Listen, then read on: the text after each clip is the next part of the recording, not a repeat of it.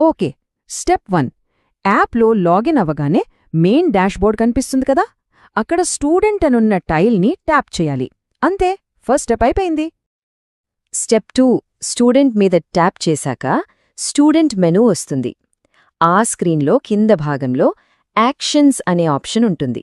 దాన్ని సెలెక్ట్ చేసుకోండి. ఇక final step, step 3. Action screen పైన 100 డేస్ యాక్షన్ ప్లాన్ అనే టైటిల్ చాలా క్లియర్గా కనిపిస్తుంది. దానిమీద ఒక ట్యాప్ చేస్తే చాలు, మనం నేరుగా మార్క్స్ ఎంట్రీ పేజ్కి వచ్చేస్తాం. సరే, సెక్షన్ 4 స్టూడెంట్ మార్క్స్ ఎంటర్ చేయడం. ఇప్పటిదాకా ఎలా నావిగేట్ చెయ్యాలో చూశాం కదా. ఇప్పుడు అసలు పని అంటే ఒక్కో స్టూడెంట్కి మార్క్స్ ఎలా ఎంటర్ చెయ్యాలో డీటెయిల్డ్గా చూద్దాం. ఈ స్క్రీన్ ఓపెన్ అవ్వగానే ఫస్ట్ మనం చేయాల్సిన పని ఏంటంటే స్లిప్ టెస్ట్ ఏ రోజు జరిగిందో ఆ నెల, ఆ తేదీని సెలెక్ట్ చేసుకోవాలి. ఇది చాలా ఇంపార్టెంట్, ఎందుకంటే డేట్ సెలెక్ట్ చేస్తేనే మిగతా ఫారం అంతా లోడ్ అవుతుంది. డేట్ సెలెక్ట్ చేయగానే చూడండి, ఫారం ఇలా ఎక్స్పాండ్ అవుతుంది. ఇప్పుడిక్కడ మనం ఏ సబ్జెక్ట్ మార్కులు ఎంటర్ చేస్తున్నామో ఆ సబ్జెక్ట్ని, అలాగే ఏ సెక్షన్కి సంబంధించిందో ఆ సెక్షన్ని కూడా సెలెక్ట్ చేయాలి. ఈ రెండు సెలెక్ట్ చేయగానే ఆ క్లాస్లోని స్టూడెంట్స్ లిస్ట్ అంతా కింద డిస్ప్లే అవుతుంది.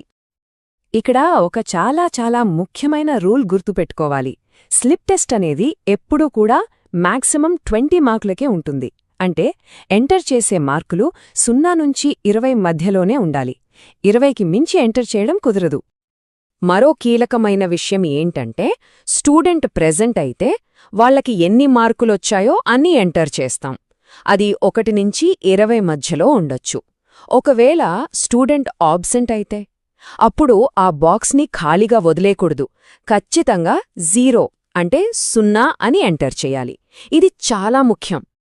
ఇంకొన్ని స్పెషల్ పాయింట్స్ కూడా ఉన్నాయి.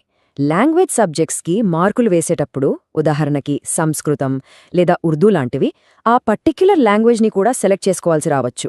ఇంకో విషయం, మీరిక్కడ యాబ్సెంట్ అని 0 మార్క్ వేస్తే ఆ డేటా అనేది స్టూడెంట్ అటెండెన్స్ మాడ్యూల్తో కూడా క్రాస్ చెక్ అవుతుంది.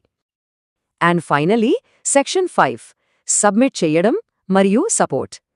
మార్క్స్ అన్నీ ఎంటర్ చేశాక వాటిని ఎలా సబ్మిట్ చెయ్యాలో, ఏవైనా టెక్నికల్ ఇష్యూస్ వస్తే ఏం చెయ్యాలో ఇప్పుడు చూద్దాం. ఇది చాలా ముఖ్యమైన గమనిక, జాగ్రత్తగా వినండి.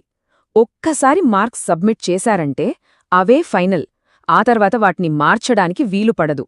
సో సబ్మిట్ బటన్ నొక్కే ముందు అన్నీ కరెక్ట్గా ఉన్నాయో లేదో 1కి 2 సార్లు డబుల్ చెక్ చేసుకోండి. సబ్మిట్ చేసే ముందు ఈ ఫైనల్ చెక్లిస్ట్ ఒకసారి చూసుకోండి. 1. ప్రతి స్టూడెంట్కి మార్క్స్ ఎంటర్ చేశారా? 2. అన్ని మార్క్స్ 0 నుంచి 20 లోపే ఉన్నాయా? 3. ఆబ్సెంట్ అయిన వాళ్ళందరికీ 0 అని కరెక్ట్గా పెట్టారా?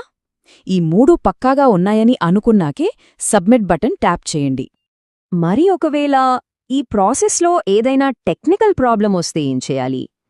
అస్సలు కంగారు పడాల్సిన పనిలేదు, దానికి కూడా ఒక సొల్యూషన్ ఉంది.